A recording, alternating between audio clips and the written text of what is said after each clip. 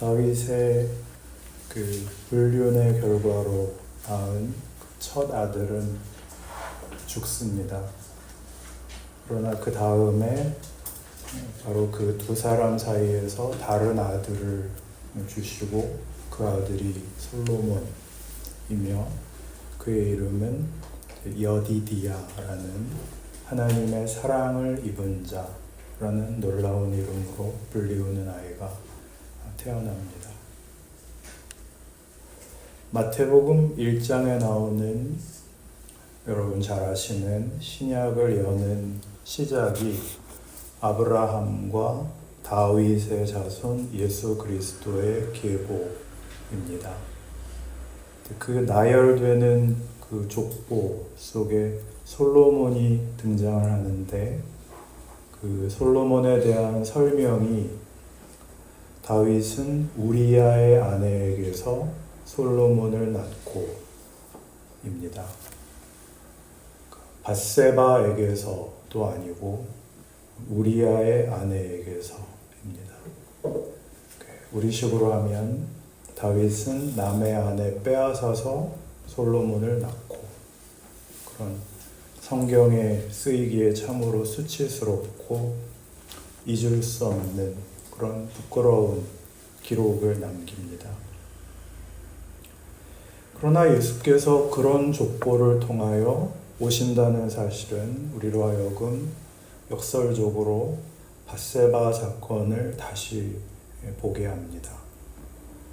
거기에는 죽음이 있으며 동시에 부활이 있다라는 사실에 놀라게 되고, 이 범죄와 그리고 솔로몬, 즉 여디디야라고 불린 그의 별명처럼 이 범죄와 하나님의 사랑이, 그 모순이 어떻게 연결이 되는지 이해할 필요를 가지게 되는 것입니다.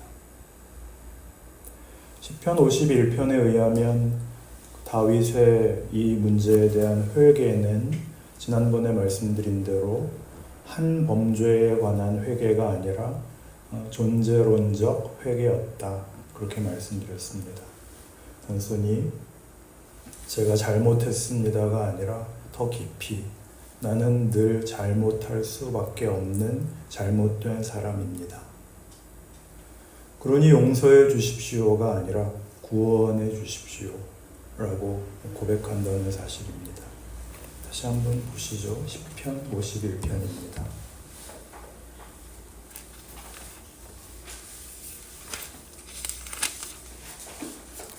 시편 51편 10절.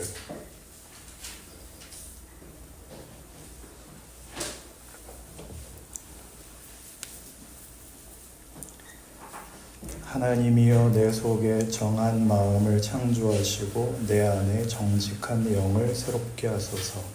나를 주 앞에서 쫓아내지 마시며 주의 성령을 내게서 거두지 마소서.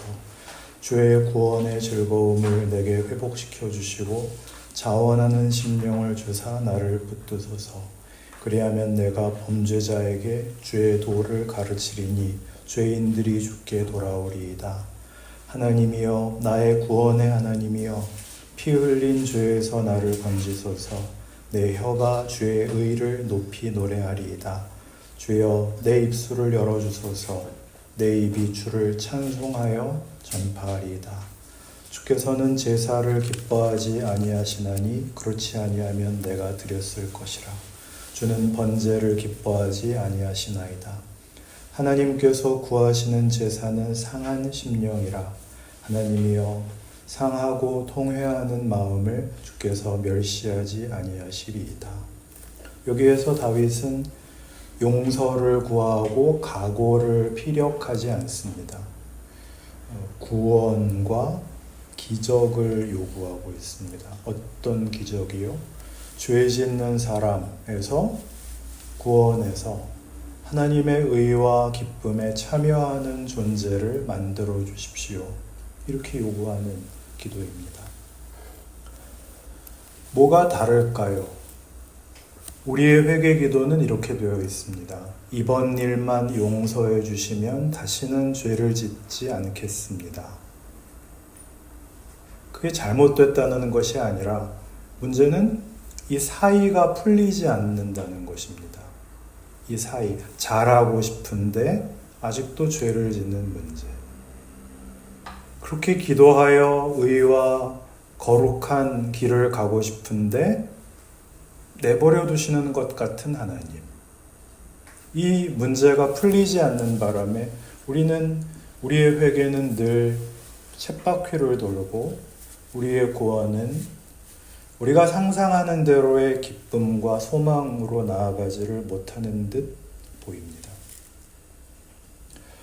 다윗의 기도는 바로 이 자리, 첫째 아이가 죄로 인해 출생한 첫째 아이가 죽을 수밖에 없는 현실 속에 희망과 구원과 승리를 담는다는 그 역설을 증언하고 있는 것입니다. 이것이 기독교 복음이 가르치는 것입니다. 우리가 만들 수 없는 승리를, 우리가 만들 수 없는 명예와 영광을 하나님은 죄밖에 짓지 못하는 죄인인 우리에게 담으시겠다라고 하시는 것이죠. 우리가 지은 죄 하나하나를 용서하시는 정도가 아니라 죄를 짓는 자리에서부터 거룩한 자리로의 정체성의 변신, 존재의 구원, 부활, 이런 것들을 다윗을 통해 성경이 증언하고 있습니다.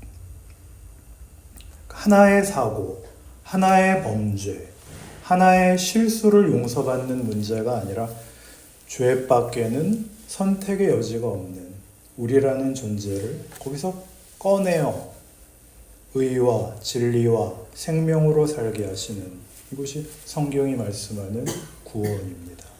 하나님의 창조의 목적이죠. 하나님께서 구하시는 제사는 상한 심령이라 시편 40편에 나왔던 표현으로 하자면 나는 제사와 예물을 기뻐하지 않으며 번제와 속죄제를 요구하지 않는다. 다윗은 밧세바 사건을 저지르기 전에 바로 직전에 성전을 짓겠다고 하나님께 고하고 면박을 당하죠. 그거 기억나세요? 그리고 밧세바 사건인 것입니다.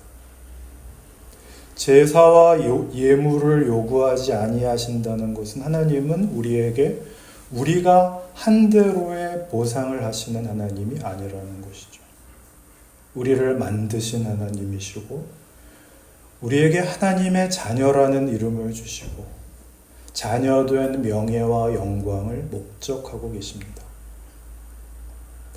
그런데 우리는 신앙생활을 하며 밤낮 잘잘못에 집착해서 밤낮 시험 보고 채점 받는 것이 전부인 것처럼 그렇게 신앙생활을 하고 있습니다. 무슨 어려운 일이 생기면 내가 뭐 잘못한 게 있나? 누구 점수가 더 좋은가? 다윗의 기도는 그게 아니라는 것이죠. 나는 번제와 예물을 요구하지 않는다. 그러자 다윗이 이렇게 얘기했죠. 시편 40편 7절에 보시면 내가 왔나이다 그랬잖아요. 하나님 앞에 내가 쓸모 있어야 되고 하나님 앞에 합격점을 받아야 되는 것이 아니고 내가 목적이고 하나님이 나에게 기쁘신 뜻을 둔 것이 나라는 존재라면 하나님 반갑습니다. 하나님 저에게 은혜로 찾아와 주십시오. 내가 왔나이다. 그게 다윗의 기도입니다. 그러니 여기에서 다윗이 저지른 일과 하나님이 다윗에게 하신 일의 이 모순을 보셔야 됩니다. 다윗은 잘한 게 아니라 큰 범죄를 저질렀죠.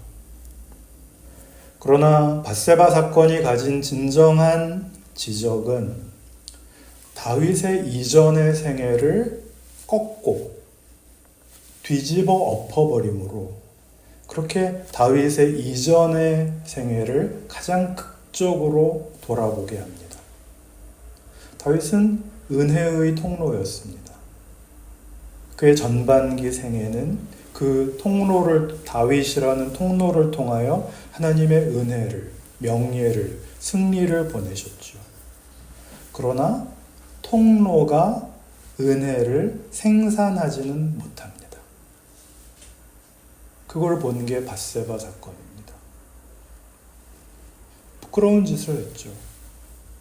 불륜이었고, 충성에 대한 배신으로 신하를 살해하는 살인을 저질렀습니다. 그의 모든 명예와 승리가 사망을 초래했습니다. 그 적나라함에 너무 놀라는 겁니다. 하나님, 저는 은혜를 생산하는 자가 아니었습니다. 저는 다만 은혜의 통로였습니다. 밧세바 사건을 들이대서 하나님이 말씀하시는 겁니다. 그래, 너 통로였다. 그런데 이제 너는 다만 통로여서는 안 된다. 아브라함에게 하셨던 말씀대로 하자면 땅의 모든 족속이 너로 말미암아 복을 받을 것이다. 오늘 종교개혁의 그 구호를 들어 얘기하자면 만인을 위한 만인의 제사장으로 살아가는 신앙인으로 하나님은 이제 그의 은혜를 주시어 우리와 함께 일하자 라고 부르시는 것이 밧세바 사건인 것입니다. 다윗의 전반기 생애에서 한 차원 더 올라가는 기독교 신앙이 증언하는 구원입니다. 다윗이 잘한 일이 아니었죠. 치명적인 잘못을 가지고 일하시는 하나님의 방법이죠. 마태복음 13장으로 가보겠습니다.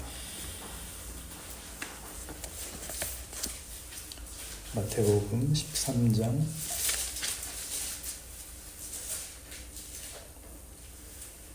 1절.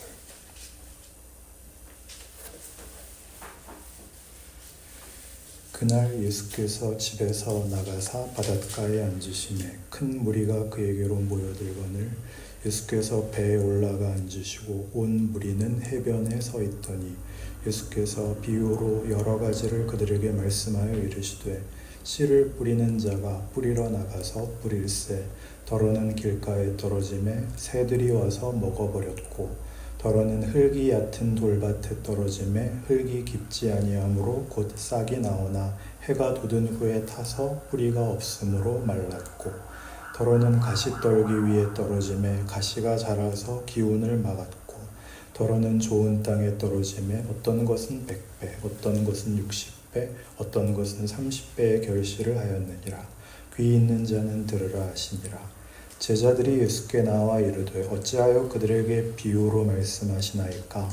대답하여 이르시되 천국의 비밀을 아는 것이 너희에게는 허락되었으나 그들에게는 아니 되었나니 무릇 있는 자는 받아 넉넉하게 되되 없는 자는 그 있는 것도 빼앗기리라.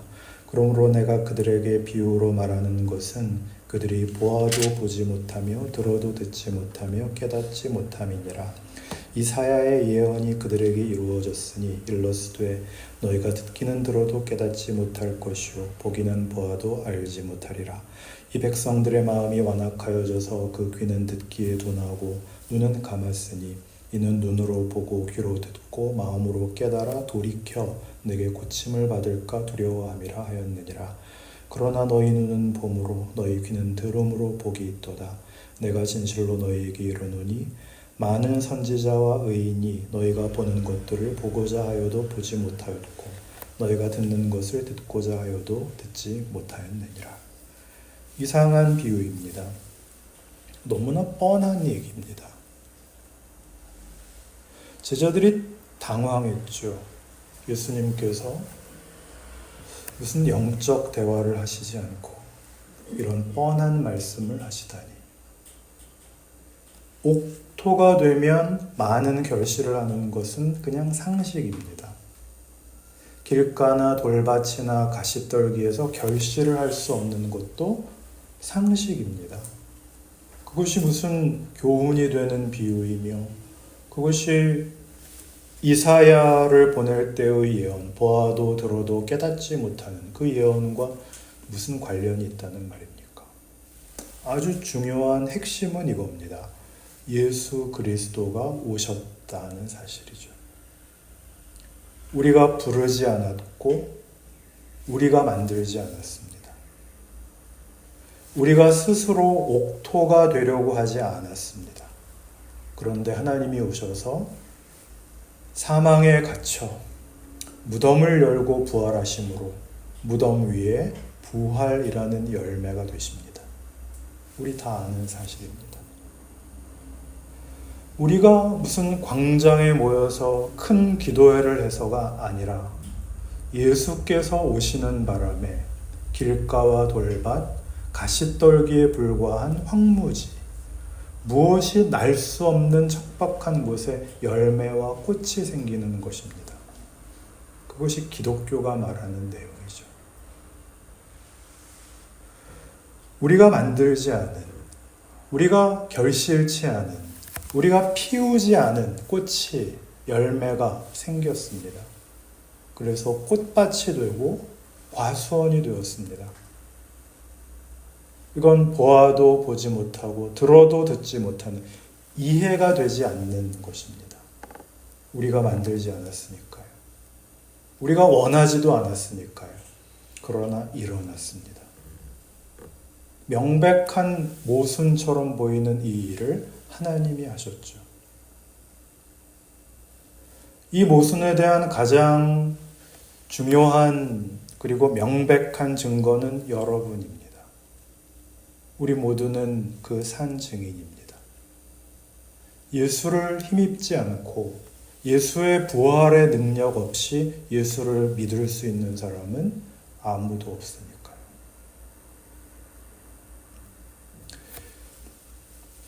기독교인이라는 그 신앙인의 정체성은 혼자가 아니라는 것이죠.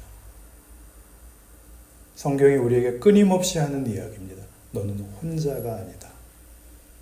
내가 너와 하나로 묶여 있느니라. 우리는 그의 몸입니다. 주께서는 우리와 함께 하시며 우리에게 구원을 주셨을 뿐만 아니라 주신 구원을 완성하시겠다 약속하셨습니다.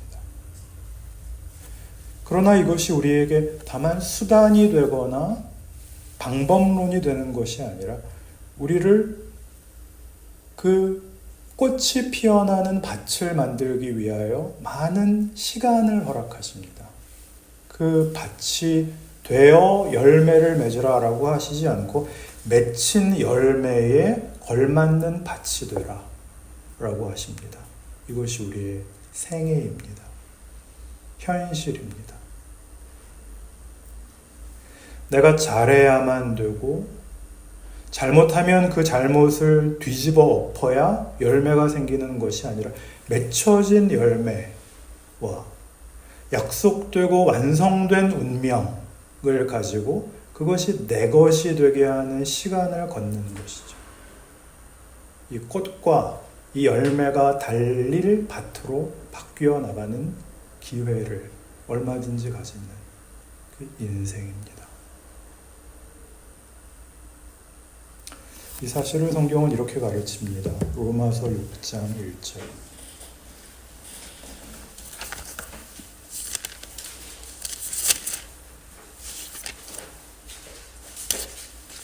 로마서 6장 1절부터